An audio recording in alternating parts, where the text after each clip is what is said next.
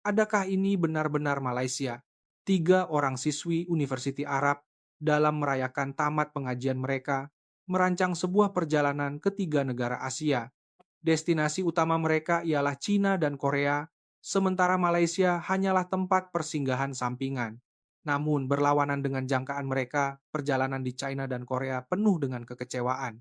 Pengalaman di negara-negara yang mereka nanti-nantikan, itu secara beransur-ansur meninggalkan mereka keletihan baik mental maupun fisikal. Mereka memendekkan percutian di Korea dan menuju ke persinggahan tambahan yang tidak dijangka Malaysia. Malaysia pun sama saja kan? Dengan pikiran seperti itu, mereka tiba di Malaysia, namun secara tidak disangka-sangka, kehidupan harian di Malaysia membuat mereka kehairanan. Adakah ini benar-benar Malaysia? Kemudian, satu peristiwa besar menggoncang hati mereka. Malaysia bahkan menjadi tempat istimewa yang membuat mereka menitiskan air mata. Apakah kehidupan harian di Malaysia yang mengejutkan mereka? Dan mengapa Malaysia menjadi tempat yang begitu istimewa?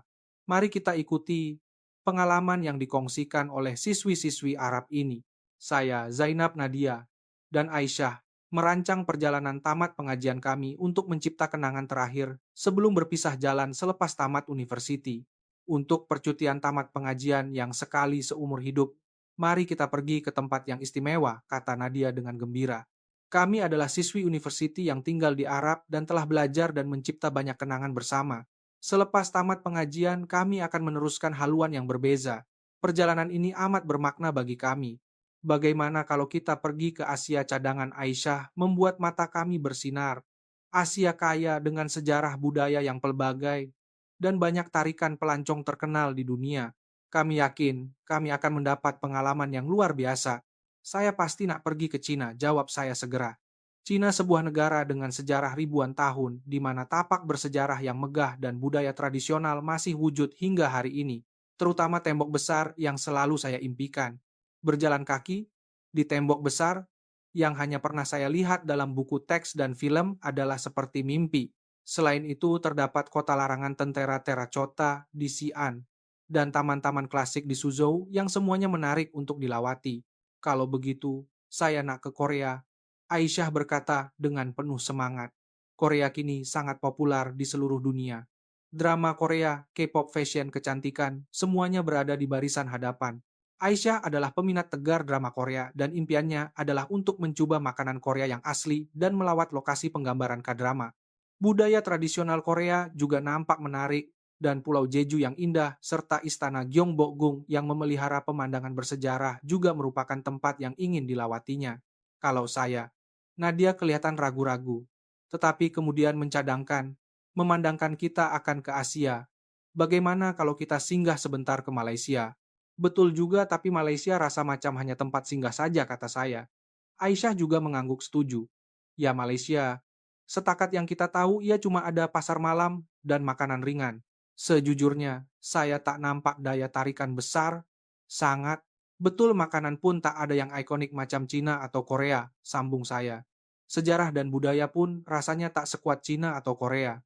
Apa-apapun ia terletak bersebelahan dengan China dan Korea, jadi sesuai untuk singgah sebentar kan? Maka kami memutuskan untuk singgah di Malaysia hanya untuk malam terakhir perjalanan kami. Destinasi utama adalah Cina dan Korea, manakala Malaysia hanyalah persinggahan. Kami mula membuat persiapan masing-masing menggunakan kepakaran kami. Saya bertanggung jawab menempah restoran Nadia, menempah hotel, dan Aisyah menguruskan pengangkutan. Dengan persiapan yang rapi, kami memulakan perjalanan dengan penuh teruja. Dari tingkap kapal terbang, pemandangan pencakar langit yang tidak berkesudahan menyambut mata kami. Akhirnya kita tiba Cina. Kami mendarat dengan gembira di lapangan terbang Beijing. Selepas menyelesaikan prosedur imigresen dan keluar sebuah bandar raya besar terbentang di hadapan kami. Skala China memang berbeza, kata Nadia, matanya bersinar dengan keterujaan. Hati kami dipenuhi dengan harapan. Kami menaiki taksi ke hotel mendaftar masuk dan memutuskan untuk berjalan-jalan sebentar di bandar. Namun tidak lama selepas kami keluar, kami mula berkerut dahi. Tak ada bau pelik, kata Aisyah sambil menutup hidungnya. Seluruh bandar diselubungi bau yang tersendiri. Bau asap egsos bercampur dengan bau busuk seperti sisa makanan yang terbiar. Beg-beg sampah bertimbun di tepi jalan dan baunya terbawa oleh angin. Saya nak jalan-jalan lagi, tapi tak tahanlah keluh Nadia. Kami terpaksa kembali ke hotel lebih awal. Suasana bandar yang penuh bau dan sesak mula menimbulkan perasaan bahwa Cina tidak seperti yang kami bayangkan. Keesokan paginya, kami menaiki kereta api laju Cina untuk ke tembok besar yang saya idam-idamkan. Dikatakan menggunakan teknologi tercanggih di dunia. Kami teruja. Sejak dari awal, mesti lagi laju daripada kereta api laju di negara kami. Namun, setibanya di stesen Harapan itu musnah. Platform sesak dengan orang ramai dan tiada siapa yang beratur. Sebaik sahaja kereta api tiba semua orang berebut-rebut untuk masuk. Kami bernasib baik dapat tempat duduk dan menarik nafas lega, tetapi bau yang menyelimuti gerabak membuat kami sukar bernafas. Sisa makanan ringan yang telah dimakan botol air mineral kosong, malah tulang ikan yang telah dimakan berserakan di sekitar tempat duduk kami. Di lorong ada orang yang merokok secara terbuka. Kanak-kanak di belakang melompat-lompat di atas tempat duduk dengan kasut mereka dan seorang lelaki di sebelah bercakap di telepon dengan suara yang sangat kuat. Ini ke kereta api laju tercanggih di dunia. Kami berpandangan sesama sendiri terdiam. Kami bingung dengan perbezaan dalam etika awam. Kami hanya mampu menahan diri selama perjalanan yang panjang sehingga ke destinasi. Akhirnya, kami tiba di destinasi dan menuju ke tembok besar. Apabila sampai ke puncak pemandangan yang megah benar-benar terbentang. Struktur gergasi dengan sejarah ribuan tahun itu membuat kami terkesima seketika. Namun pemandangan sekumpulan besar pelancong yang bercakap dengan lantang dan sampah sarap di merata-rata tempat menghilangkan sedikit keindahan itu. Terlalu ramai orang untuk mengambil gambar dengan selesa. Lebih teruk lagi pelancong tempatan merenung kami dengan rasa ingin tahu, dan tiba-tiba coba mengambil gambar kami. Kami datang untuk melawat tapak bersejarah, tetapi kami diperlakukan seperti haiwan aneh yang dipamerkan. Cukuplah China, bisik Aisyah. Hati kami dipenuhi kekecewaan yang besar antara jangkaan dan realiti. Cina yang kami bayangkan daripada buku teks dan film sangat jauh berbeza daripada Cina yang kami alami. Walaupun kami coba memahami perbezaan budaya rasa tidak selesai itu terlalu besar, tapi Korea pasti berbeza kan? Kata-kata Nadia menyalakan sedikit harapan. Pengalaman di Cina memang teruk, tetapi Korea adalah negara dengan budaya yang berbeza. Melalui K-drama dan K-pop, kami mempunyai gambaran bahwa orang Korea sopan. Korea mungkin tempat yang indah seperti mimpi. Aisyah sangat menantikan ziarah K-popnya impiannya untuk melawat tempat-tempat yang dilekatkan poster idola K-pop yang dipujanya. Setibanya di Korea, bandaraya kelihatan cerah dan meriah. Poster dan barangan K-pop kelihatan di mana-mana. Jalan-jalan yang kemas meningkatkan lagi jangkaan kami. Wah, betul-betul macam dunia K-drama. Aisyah mula mengambil gambar dengan gembira, namun harapan itu musnah dengan cepat. Kami menaiki taksi untuk ke sebuah restoran Korea yang terkenal untuk menikmati makanan autentik. Apabila kami memberitahu nama restoran itu kepada pemandu taksi, dia tersenyum dan bertanya sama ada kami pelancong. Ya, kami teruja nak coba makanan Korea, jawab Aisyah. Pada masa itu, kami tidak menyadari niat tersembunyi di sebalik senyuman pemandu taksi itu. Apabila kami tiba di restoran Korea itu, meter taksi menunjukkan jumlah yang luar biasa tinggi. Jelas sekali, kami dibawa melalui jalan jauh dan dikenakan tambang pelancong. Walaupun pemandu taksi menegaskan ia adalah tambang biasa, kami terpaksa membayar dengan rasa kesal. Kami telah ditipu. Sepenuhnya, dengan menahan kemarahan kami melangkah masuk ke restoran. Pelayan menyambut kami dengan mesra, tetapi apabila kami menyatakan hasrat kami untuk memesan hidangan yang halal atau yang direbus, kukus tanpa daging babi, sikap pelayan berubah 180 darjah. Apa gunanya datang ke Korea kalau tak makan samgyeopsal, daging perut babi panggang cobalah sedap. Semua orang Korea makan katanya, seolah-olah kami telah mengucapkan sesuatu yang sangat biadab. Walaupun kami menjelaskan dengan sabar tentang alasan agama kami, pelayan itu terus mendesak kami untuk mencoba hidangan daging babi. Mereka sama sekali tidak coba memahami budaya dan kepercayaan kami. Sikap itu menyakitkan hati kami. Akhirnya kami putus asa dan bersedia untuk meninggalkan restoran. Pada saat itu, sesuatu yang tidak masuk akal berlaku. Kami diminta membayar walaupun kami tidak memesan apa-apa makanan. Jangan bergurau. Kami takkan bayar. Kami takkan datang ke kedai macam ini lagi. Aisyah keluar dari kedai dengan marah. Sebaik sahaja kami keluar, Nadia tiba-tiba menangis. Saya dah tak tahan Saya dah lama sangat menantikan perjalanan ini. Air matanya membuat hati kami semakin berat. Walaupun begitu, kami menaiki kereta api laju Korea untuk ke destinasi seterusnya. Tetapi kekecewaan masih berterusan. Terdapat sampah sarap penumpang sebelumnya. Di sekeliling tempat duduk, ada orang tidur di lorong tanpa memakai kasut. Dan ada juga golongan muda yang memasang K-pop dengan kuat tanpa menggunakan font kepala. Kekurangan etika awam sekali lagi membuat kami tertekan. Kenapa tak ada sesiapa yang tegur mereka?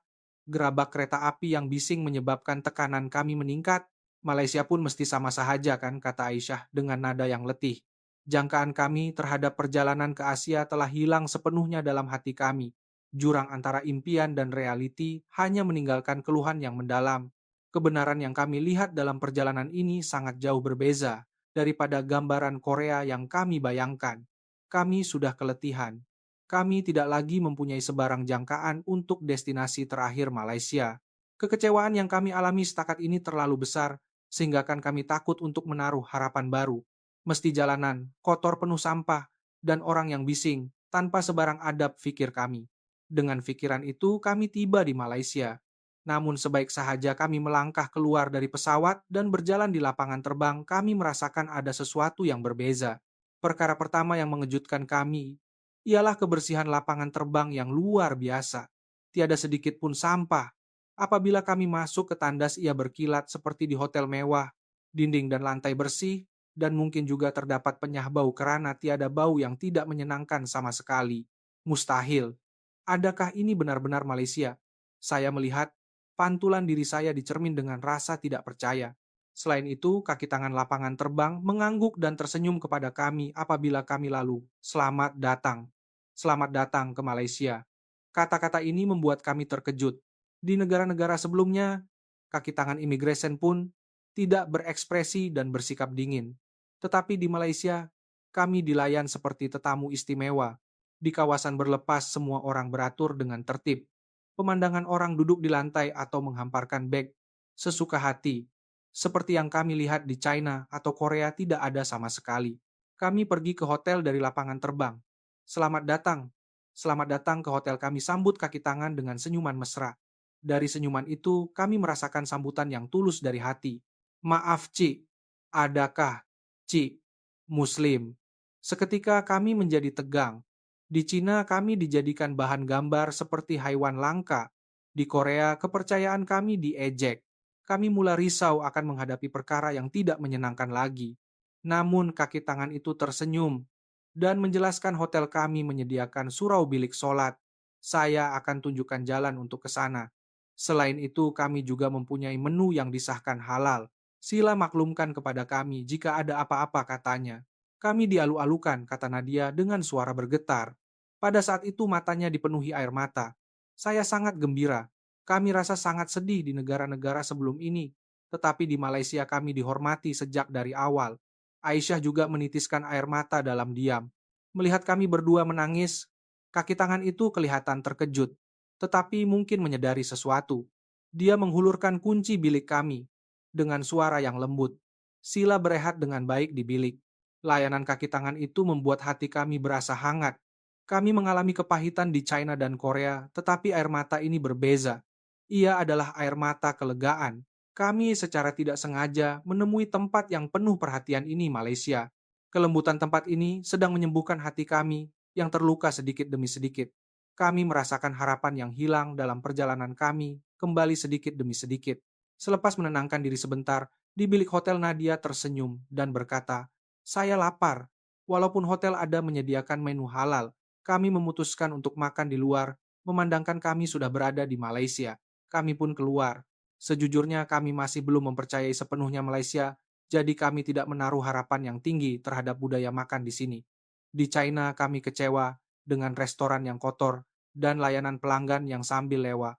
Di Korea agama kami diabaikan, dan kami dipaksa makan apa yang kami tidak mahu. Mari kita cari mana-mana tempat, dan masuk sahaja, pikir kami dengan santai. Kami mula mencari restoran, tetapi tidak lama kemudian, kami menyadari sesuatu. Tak pelik. Tak ada sampah pun. Di jalan raya, Nadia terkejut. Di China dan Korea, sampah berserakan di jalan adalah perkara biasa, tetapi di jalanan Malaysia tiada sehelai kertas pun. Tidak lama kemudian, kami menemui sebuah restoran yang jelas tertera simbol halal. Sebaik sahaja kami masuk kaki tangan, menyambut kami dengan senyuman. Selamat datang, adakah Cik mahu hidangan halal? Macam mana Cik tahu? Kedai kami menyediakan menu halal supaya tetamu muslim juga boleh menikmati makanan dengan tenang, jawab kaki tangan itu dengan tenang. Selepas kami duduk, dia menerangkan menu kepada kami secara terperinci. Saya dengan gementar menyuapkan sesudu nasi kerabu dengan ayam percik halal ke mulut saya. Kuah yang kaya dan ayam yang lembut cair di dalam mulut. Sedapnya, setiap suapan dipenuhi dengan rasa gembira. Nadia dan Aisyah juga menjamah makanan mereka dengan mata yang bersinar. Kami mengalami kesukaran untuk makan di Korea, tetapi di Malaysia kami boleh makan dengan mudah dan tenang. Selepas makan kami berjalan di jalanan. Aisyah berhenti dan berkata, "Tengoklah, kedai serbaneka ini pun bersih sangat. Kedai itu tersusun rapi dan barang-barang diletakkan dengan cantik." Saya membeli manisan dan kerani kedai itu mengangguk dengan hormat dan berkata, "Terima kasih." Keesokan paginya kami pergi ke Dewan Sarapan Hotel. Ia adalah dalam bentuk buffet. Ada makanan yang disahkan halal. Nadia menunjuk. Kami mula berasa bahwa Malaysia mungkin benar-benar tempat yang luar biasa. Kami mula berasa selamat untuk menaruh harapan. Kami menaiki kereta api untuk bergerak dari Kuala Lumpur KL ke destinasi seterusnya. Apakah perasaan menaiki kereta api laju Malaysia?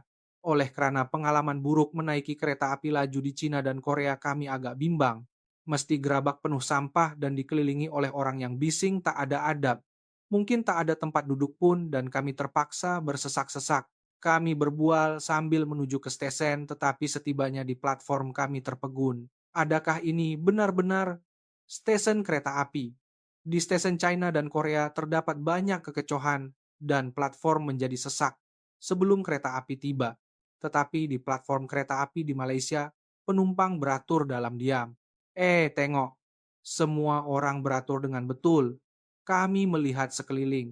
Orang yang membawa bagasi besar meletakkannya di hadapan mereka supaya tidak mengganggu. Kanak-kanak dipegang oleh ibu bapa mereka. Dan tiada seorang pun yang berlari-lari. Apabila kereta api tiba, pintu gerabak berhenti tepat di hadapan barisan. Dan semua penumpang menunggu dengan senyap sehingga semua orang yang hendak turun telah keluar. Ini adalah pemandangan yang tidak dapat dibayangkan daripada pengalaman kami sebelum ini. Adakah ini dikawal oleh mesin? Tidak, ia dikawal secara manual oleh pemandu kereta api, saya dengar. Kami naik kereta api dengan rasa terkejut. Apabila kami duduk di tempat yang ditetapkan, kami lebih terkejut lagi. Gerabak itu bersih, seperti lobi hotel mewah. Tempat duduknya bersih tingkap, tidak ada kotoran, dan tiada sedikit pun sampah di lantai. Tiada bau, malah bau wangi yang samar-samar. Selesa, sungguh Aisyah menarik nafas lega. Penumpang semuanya senyap. Suara perbualan pun diperlahankan untuk menjaga sensitiviti sekeliling. Orang yang menerima panggilan telepon akan bergerak ke sambungan gerabak untuk bercakap supaya tidak mengganggu penumpang lain. Akhirnya rasa macam bercuti, kata Nadia sambil bersandar di kerusi. Perjalanan kami sebelum ini sentiasa terganggu oleh kesesakan, bunyi bising, dan bau yang tidak menyenangkan. Tetapi di dalam kereta api Malaysia, kami akhirnya dapat menikmati perjalanan dengan santai. Kalau macam ni saya nak duduk lama-lama. Aisyah juga menutup mata, benar-benar berehat. Kami menikmati ruang yang selesai ini dan sekali lagi menyadari keindahan Malaysia. Kami benar-benar kagum dengan piawaian tinggi kereta api Malaysia.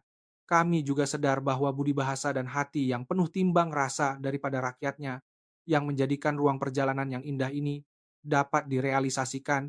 Sejak tiba di Malaysia, kami sentiasa terkejut dengan perbezaan budaya dan adat. Tetapi apa yang lebih luar biasa ialah kualiti rakyat Malaysia yang tinggi. Ia berlaku ketika kami berjalan di jalanan Kuala Lumpur. Kami menuju ke destinasi, tetapi fungsi peta di telepon saya gagal dan kami tersesat. Macam mana nih? Mari kita tanya seseorang. Saya bertanya kepada dua orang lagi. Namun kami teringat pengalaman di China dan Korea. Di kedua-dua negara itu, soalan kami sering diabaikan atau dijawab dengan dingin. Kami bimbang akan diperlakukan sama di Malaysia. Pada masa itu, seorang makcik wanita tua berdekatan menyadari kekusutan kami dan menegur kami dengan lembut. Adik-adik tak apa-apa nak, kemana? Kami memberitahu tempat yang kami ingin tuju dan makcik itu berkata, "Jalan kaki sikit dari sini. Mari makcik bawa ke sana." Dia menemani kami ke destinasi tanpa mengharapkan sebarang balasan. Kami amat tersentuh dengan pertolongan yang tidak mengharapkan apa-apa ini. Perkara yang baik macam ini takkan berlaku di China atau Korea, bisik Nadia penuh dengan rasa kagum. Sebenarnya kami bercadang untuk menamatkan perjalanan di Korea sehari lebih awal dan menamatkan keseluruhan perjalanan secepat mungkin. Tetapi kami dengan nekat mengubah rancangan dan memutuskan untuk memanjangkan masa penginapan kami di Malaysia. Pada masa itu kami menghadapi masalah. Hotel yang kami tempah untuk penginapan tambahan penuh. Kami panik seketika, tetapi kaki tangan di kaunter hadapan bertindak balas dengan senyuman yang tenang. Dia segera mencari hotel lain dalam rangkaian yang sama dan menempah bilik untuk kami. Saya rasa barang-barang Cik banyak. Saya akan panggil taksi kaki tangan itu mengambil berat tentang kami. Sehingga taksi tiba, dia berdiri di kaunter hadapan sambil memerhatikan kami. Terima kasih banyak-banyak, kami mengucapkan terima kasih dengan mendalam. Kaki tangan itu tersenyum mesra dan berkata, "Sama-sama, sila datang lagi ke Malaysia ya. Kami merasakan kelembutan hati rakyat di tempat ini bukan hanya sekadar adab, tetapi keprihatinan yang tulus dari hati. Mereka secara semula jadi menghulurkan tangan kepada mereka yang dalam kesusahan. Hati yang hangat itu hanya membuat kami terharu. Kenapa mereka begitu baik? Kami tidak menemui jawaban untuk soalan Nadia. Kami hanya berpikir bahwa sungguh baik kami datang ke tempat ini. Ia berlaku semasa kami bergerak menaiki MRT, LRT kereta api komuter. Gerabak itu senyap, dan penumpang masing-masing membaca atau melihat telepon bimbit menjaga adab mereka. Suasana tenang yang sukar dibayangkan dalam kereta api di Cina atau Korea. Selepas beberapa ketika seorang warga emas menaiki kereta api, saya tanpa ragu-ragu bangun untuk menawarkan tempat duduk. Pada masa itu, seorang lelaki Malaysia yang duduk di sebelah saya juga bangun. "Cik, duduklah, biar saya yang berikan tempat duduk," katanya dengan lembut. Saya terkejut. Saya sadar bahwa berbuat baik kepada orang lain bukanlah sesuatu yang istimewa di Malaysia. Warga emas itu berasa segan, tetapi mengangguk kepada kami berdua dan berkata, "Terima kasih kamu berdua, orang yang baik." Melihat dia, saya, sekali lagi, sadar bahwa rakyat Malaysia bersikap baik bukan karena kerajaan atau peraturan, tetapi karena setiap individu senantiasa mengambil berat tentang orang lain. Di China dan Korea, saya sering tertanya-tanya, kenapa tak ada sesiapa yang nak tolong? Tetapi di Malaysia, saya pula rasa, kenapa mereka begitu lembut hati? Dan setiap kali saya merasakan hati saya yang sentiasa curiga itu mencair, sedikit demi sedikit. Pada hari itu kami berjalan di jalanan, sambil menikmati pemandangan. Tiba-tiba, seorang kanak-kanak di hadapan kami menjatuhkan sesuatu dari poketnya. "Tunggu." Saya segera berlari dan menghulurkan barang yang jatuh itu kepada kanak-kanak itu. Kanak-kanak itu tersenyum dan berkata, "Terima kasih." Semoga percutian Cik menyeronokkan, sambil melambai tangannya dan berlari kembali kepada ibunya. Pada saat melihat pemandangan itu, saya tiba-tiba sadar bahwa saya sendiri, secara tidak sadar, telah menjadi seperti orang Malaysia. Dahulu jika saya melihat orang asing menjatuhkan sesuatu, saya mungkin mengabaikannya, berpikir ia tidak ada kaitan dengan saya. Tetapi kini saya secara proaktif menghulurkan bantuan, seolah-olah keprihatinan rakyat Malaysia telah meresap sedikit demi sedikit ke dalam hati kami. Hati kami yang secara tidak sadar tertutup semasa perjalanan di China dan Korea, kini disembuhkan sedikit demi sedikit. Setiap kali kami menyentuh kehangatan rakyat Malaysia, kami menemui semula perasaan untuk mempercayai kebaikan orang lain. Malaysia ini memang tempat yang menakjubkan, kami berpikir dari lubuk hati kami, dan menghabiskan masa terakhir kami di Malaysia dengan penuh penghargaan. Pengalaman di tempat ini telah mengubah nilai-nilai kami secara besar-besaran. Kami kembali ke KL. Semasa melihat pemandangan malam Kuala Lumpur dari dek pemerhatian menara berkembar Petronas KLCC, Nadia tiba-tiba berkata, kita kan anggap Malaysia ini cuma tempat singgah kan?" Pemandangan malam KLCC berkilauan seperti ditaburi permata. Pemandangan lampu-lampu bangunan pencakar langit yang bersilangan itu sangat berbeza daripada pemandangan malam yang kami lihat di China. Susunan bangunan yang teratur, jalan raya yang melengkung indah, dan pemandangan bandar yang tidak berkesudahan. Keindahannya seperti lukisan. Kami terpegun seketika tidak dapat berkata apa-apa. Tetapi kata-kata Nadia menyentuh hati saya dengan pelik dan saya tersenyum. Betul, tapi sebenarnya ia adalah hidangan utama perjalanan ini.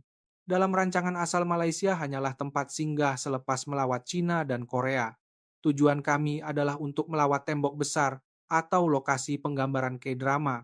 Berbanding dengan itu, Malaysia hanya wujud sebagai memandangkan sudah sampai singgah sebentar. Namun kini pikiran itu terasa seperti dusta. Semua yang kami alami di Malaysia adalah hadiah terbesar bagi kami. Di mana-mana sahaja kami pergi, ia bersih. Setiap kedai yang kami masuk, kami dilayan dengan mesra. Makan bergerak menginap semuanya tanpa sebarang tekanan. Kami kagum dengan keenakan nasi kerabu halal terharu, dengan kemudahan kedai serbaneka, dan terkejut dengan ketenangan kereta api. Dan yang paling penting, kelembutan hati rakyat Malaysia tersemat jauh di dalam hati kami. Makcik yang secara semula jadi menghulurkan tangan ketika kami tersesat, kaki tangan hotel yang mengaturkan hotel ganti untuk kami, dan sikap memberi tempat duduk kepada warga emas di MRT, LRT sebagai perkara biasa. Hati kami dipenuhi dengan kelembutan rakyat Malaysia. Tak nak balik, kata Aisyah perlahan. Kita datang lagi ya, tahun depan pun datang Malaysia. Setiap tahun kita bertiga datang Malaysia sekali. Kami menyetujui cadangan itu tanpa ragu-ragu. Pada hari kepulangan kami, semasa menuju ke kaunter daftar, masuk di lapangan terbang kami berbual dalam diam. Bila balik nanti, mari kita kaji lebih lanjut tentang Malaysia. Sejarah dan budayanya pun kita nak tahu lebih mendalam. Dan kita juga akan kongsikan kelembutan yang kita rasa di Malaysia nih kepada orang di sekeliling kita. Apabila pesawat meninggalkan landasan saya, melihat pemandangan KL dari tingkap dan berkata perlahan, "Sungguh baik, saya bertemu Malaysia. Malaysia tidak lagi menjadi tempat sampingan. Sebaliknya, ia menjadi tempat istimewa bagi kami. Dan itu bukan berakhir dengan perjalanan sekali sahaja. Setelah pulang, kami menunaikan janji kami dan melawat Malaysia setiap tahun. Musim baru bandar, baru pengalaman baru. Semakin kami mengenali, semakin kami tertarik dengan daya tarikannya. Setiap kali melawat, kami menemui daya tarikan baru Malaysia. Menikmati pantai di pantai timur pada musim cuti, menghadiri perayaan yang meriah seperti raya, di Pavali, melarikan diri ke kawasan pergunungan, yang sejuk dan berehat di dalam kolam air panas yang menyegarkan. Dengan mengenali Malaysia dari pelbagai aspeknya, kami dapat memahami negara ini dengan lebih mendalam. Dan keharuan yang kami rasakan dalam perjalanan pertama itu masih bersinar di hati kami.